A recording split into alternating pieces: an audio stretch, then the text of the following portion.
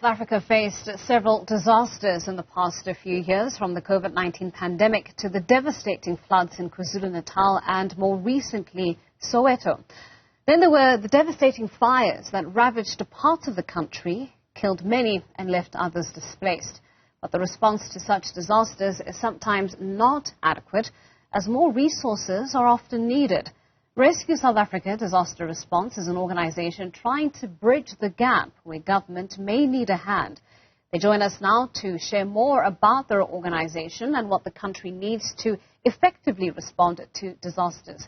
Rescue South Africa Disaster Response Executive Director Travis Trower tells us more. Travis, thank you so much for your time, and thank you for joining us on our program this morning. I want to start off the conversation by asking you to rate South Africa's emergency response. I mean, in accordance to international standards, for instance, are we on par with the rest of the world? I think we've got a lot to still learn. I think we've got a couple of measures in place, but I definitely don't think we're adequately prepared to face disasters that do present to us quite regularly. I think we need to have a look at the previous responses that we've had, or the previous disasters, and see where we've fallen short, and we need to prepare for those things. So the answer to your question, I think we do have a certain amount of planning, but I don't think we're adequately prepared. So I think we need a lot more training. I think there needs to be a lot more infrastructure put in place. We need to have continuous practicing of these disasters. It almost seems for me that although we know that they are going to be coming, we almost put it on the back burner, and we wait until the last minute to respond. And I think we need to be a little bit more proactive. Yeah. Now, your organization, which was started 1999, I believe, you've been around for a couple of years now, and one of your objectives is to help sort of build capacity in South Africa. You've already mentioned that there are shortages when it comes to resources, but what are the other things that we still need to get on track to build up that capacity? Well, at the moment, Rescue South Africa has about 60 tons of equipment that is used for both training as well as disaster response. That equipment is actually housed at the Nelson Mandela University and also utilized by the students that are busy studying the degree in emergency medical care. So Rescue South Africa does offer short courses as well with regards to that sort of training in and around rescue, as well as incident command and disaster response. So for us, I think we just need to slowly keep building capacity. We need to work closely with both local and national disaster management, and we need to slowly start getting these programs up and running so that everybody is familiar with what is going on, and we can start building more and more capacity. But I think one of our biggest challenges we have at the moment is funding, in order for us to build the capacity and to get the people trained and aware of what type of disasters that we could be facing. Yeah, I mean, looking back at some of the disasters in the past year, in 2022, what comes to mind, of course, is those devastating floods that took place in KZN. Many residents are still reeling from the effects of those floods. When you look at that picture and how that particular disaster was handled, would you, as Rescue South Africa, have done anything different? I think it's difficult to say that we would have done something different. I was actually in Natal about 12 hours after the flooding actually happened, so I assisted the emergency medical teams there. I think together they worked well, and I think considering the circumstances, we did okay. I think for me the bigger picture would be to be ready for these types of disasters. I think, when I was speaking to the local community, when we were looking for people that were lost away, that flooding happened in the middle of the night, and they weren't prepared for it, and their homes were literally washed away while they were sleeping.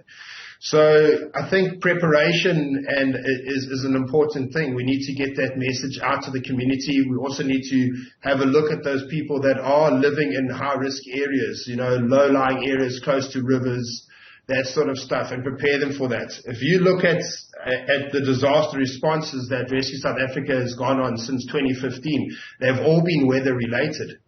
So I think we need to start preparing the community. We need to start preparing our emergency workers, and we need to.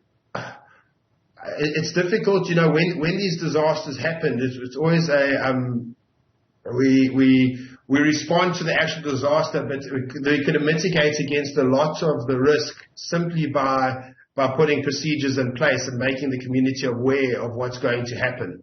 Yeah. I mean, Travis, just listening to you, issues of funding, issues of resources, equipment, capacitating individuals, giving them the skills that is required essentially to help mitigate or to at least assist when disaster strikes is a mammoth task. Are you, as an organization, engaging government at all on some of the sort of fault lines that you have already identified in your line of work? And if so, what is their response? Yes, no, definitely. We do have we do have plans for that. I mean, we work very closely with the Nelson Mandela University. We also run rescue courses that are accredited by both the Nelson Mandela University and the University of Johannesburg. The University of Johannesburg is building a massive training center as we speak. So I think we are working together. I just think that we need to be a little bit more proactive and we need to get the ball going. Over time, it seems to me that these things take a very long time to come about, and there's a lot of talk, but we need to almost see more action. I think we need to form closer bonds with national disaster management, and we need to be proactive in preparing for the type of training. I think we do have the capacity to do the training. I just think that the funding needs to be made available so that we can start capacitating people and essentially reducing the risks, and loss of life. Yeah, I mean, you mentioned that just looking at the number of disasters that your organization has responded to over the last, 17 years or so, a lot of it has been weather related, and we know that all can be attributed to climate change. I wonder if, with some of the suggestions that you've put forward, whether or not you believe that preventative measures are far more important than sort of, getting that response on track. Are preventative measures something that government should be focusing on more rather than focusing on, adequate response when disaster actually strikes?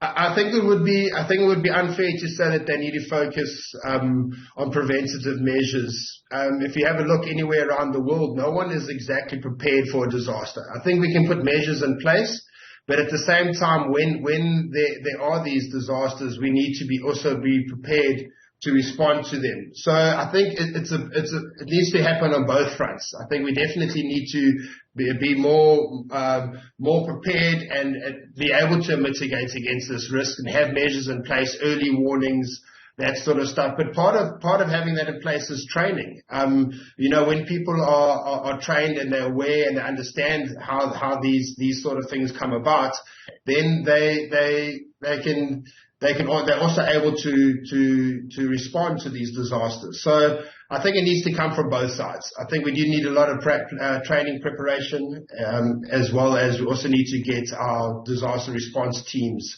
together and ready. I think the biggest delay, if you look at Rescue South Africa, the most successful rescue missions have been the ones that we've been deployed in the very, very early stages of the disaster. If you look at Mozambique in 2019, there were almost 500 people rescued over a 14-day period, and that's just because we were in Mozambique when the disaster actually hit.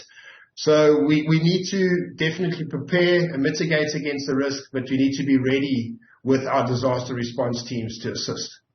All right. Well, Travis, thank you so much for your time, and thank you for joining us. That's Rescue South Africa as Executive Director Travis Trower, helping us to have that conversation about how South Africa can be better prepared to respond to disasters. When we return, we'll bring you